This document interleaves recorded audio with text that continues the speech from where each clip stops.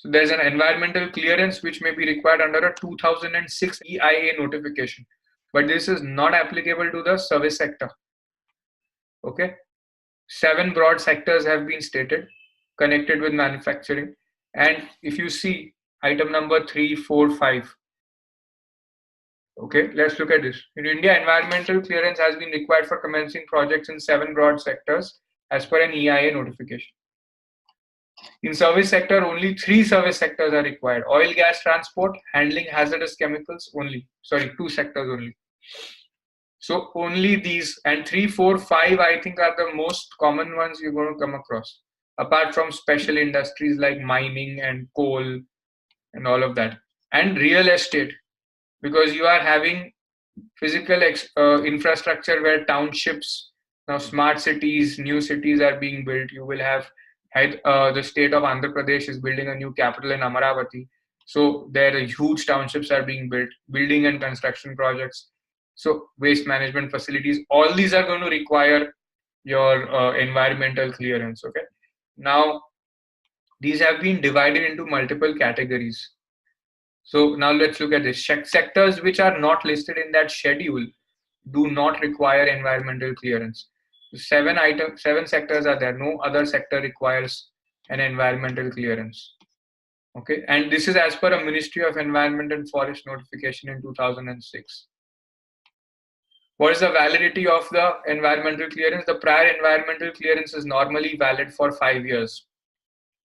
For River Valley projects, it's 10 years, and for mining, it can be for 30 years. Validity period can be renewed by concerned regulatory authority for up to 5 years at a time. So you saw in the problem, they had only done it 7 years earlier. Now, then there's a way for transferring the environmental clearance. When would you do this? So here the situation is of renewal, but I'm just explaining the situation of transferring environmental clearance, which may be relevant because if there's an M&A transaction, there's an acquisition of the factory. So one other company acquires this, then they may need to transfer the license. Or there's a business transfer agreement or asset purchase agreement, where what happens, the legal owner changes now of the factory. Some other company will purchase the factory. So then somebody else will need to apply for the transfer. So application by the transferor and by the transferee with a no objection by the transferor. Both items are required.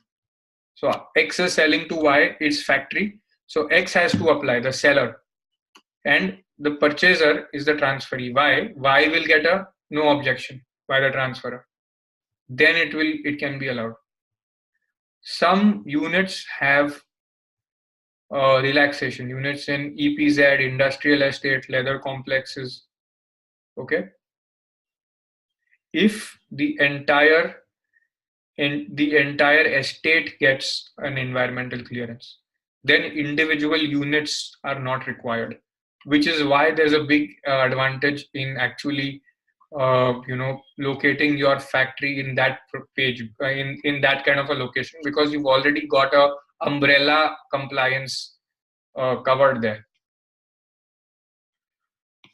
Okay, now let's look at other environmental laws and industry specific consents.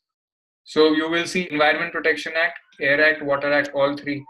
They require a consent to establish and operate always from the State Pollution Control Board for any kind of factory manufacturing plant. Then consents for manufacturers or intermediaries dealing with electrical and electronic items. So I think there's a small update here. So all these people are electronic manufacturing is important because India is also promoting the manufacturing sector. So there are electronic wastes which are produced. There are battery related wastes which are produced. So there are specific management and handling rules for these wastes. Okay. And we will upload some more chapters which cover these in details. But I wanted to show you one of the rules. Hang on. So this is the updated list of rules. These have been updated recently, okay, in 2016. So some are older, plastic waste management rules, e-waste management rules, biomedical waste management rules, construction demolition waste management rules, all in 2016. hazardous waste management rules, solid waste management rules. What happens is then you will have to check. Let's see one of these. Okay, let's see e-waste management rules.